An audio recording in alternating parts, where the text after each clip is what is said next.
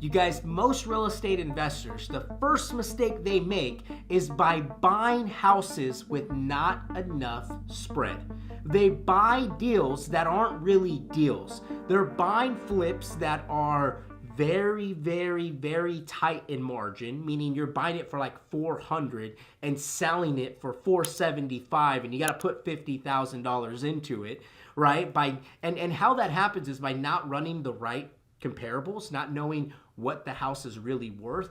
It also comes by really not knowing the market, not knowing that where you're buying, where could the market go 3 months from now, some anticipation just in case the market changed. So pricing is the number one mistake that I see investors making, especially when it comes to flipping and especially when it comes to wholesaling. They'll come in and they'll get a deal under contract at a price that they cannot sell it for. You end up wasting your time and you end up wasting the seller's time. And on the flip, you end up just wasting a whole bunch of money, and that could possibly derail your entire real estate investing career. So that's mistake number one. Mistake number two. Mistake number two is that they partner with the wrong people. You see, what I found is that a lot of people come into real estate investing, whether that be flipping houses or wholesaling or buy and holding, or they're starting to get into sub 2 or seller finance, and they'll do a joint venture, a JV with another partner. However, that partner doesn't know what they're doing either. So you don't know what you're doing. You end up teaming up with somebody who thinks they know what they're doing, but they really don't know what they're doing, only for you to waste time and waste money. And then you end up wasting the seller's time and the seller's money. So my best advice for you is to make sure that you get with a vetted partner. If you are to partner with somebody on a flip, on a deal, make sure that that person has a reputation. Make sure that they've done not just 5 deals, but hundreds of deals. Make sure that they have some sort of background that tells you, okay, this person has lost, they've won, they've gone through different market changes, and I can see myself working with this person rather if we win or rather if we lose. It's a very, very, very important part in this whole real estate investing game. So picking the partner is really important. Number 3, this is the third common mistake, guys, and I see this happening more and more and more, and it is scary. And that is that they play with other people's money. They play with other people's money without really knowing what the tangible yield is on the other side.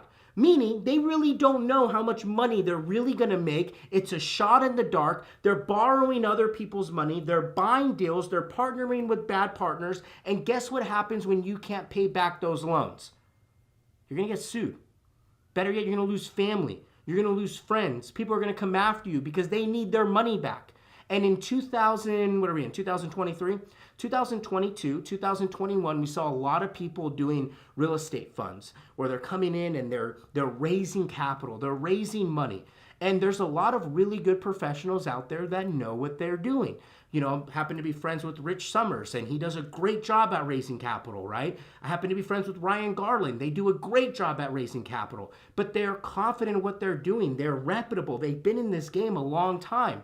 Some of you were out there raising capital without even knowing what you're doing. You're raising capital because someone on Instagram or YouTube or Facebook told you that this is the next thing, this is how you're supposed to buy deals, and you end up buying the wrong deals, you end up partnering with the wrong people, and you end up not being able to pay these people back.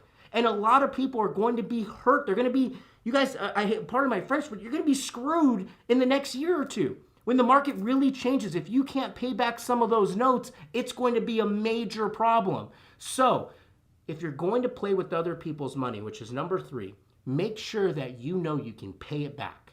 Make sure that no matter what happens, you know you're able to pay that person back. Because if not, you're going to ruin your name in the industry, you're going to ruin your relationships, and you're not going to have any money to continue moving forward. These are the top 3 real estate investing mistakes that people make, and I hope that you don't make them. You guys go back, watch this, write them all down, right? Keep them in front of you. And then I'm going to leave you with the bonus one. And this is like 3.5, right? And the next common mistake is the fact that they get caught up in what is called analysis by paralysis. Meaning there is so much information that they want to know, that they want to understand before taking action.